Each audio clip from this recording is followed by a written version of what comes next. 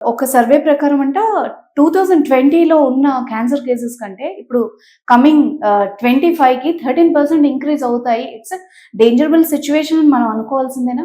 It is అండి. ఇప్పుడు ప్రతి ముగ్గురులో ఒకరికి క్యాన్సర్ డయాగ్నోస్ అయ్యేలాగా ఉంది స్టాటిస్టిక్స్ ని బట్టి.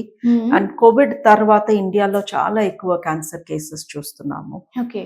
So there is something happening to India.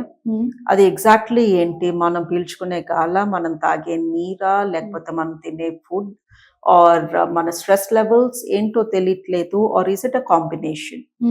మొత్తానికి ఇండియాలో క్యాన్సర్ కేసెస్ చాలా ఎక్కువ చూస్తున్నాము. అందుకే ఫోకసెస్ ఇప్పుడు కొన్ని క్యాన్సర్స్ ని మనం నివారించలేము. అది వచ్చేది ఉంటే వస్తుంది. వచ్చినప్పుడు తొందరగా కనుక్కుంటే తొందరగా ట్రీట్మెంట్ తీసుకోవచ్చు. కొన్ని క్యాన్సర్స్ ని యాక్చువల్లీ మనం నివారించవచ్చు. సో మన శరీరంలో వచ్చే క్యాన్సర్స్ లో 50% క్యాన్సర్స్ ని మనం జాగ్రత్తలతో నివారించవచ్చు. మిగతా 50% మన కంట్రోల్లో లేదు. ఓకే.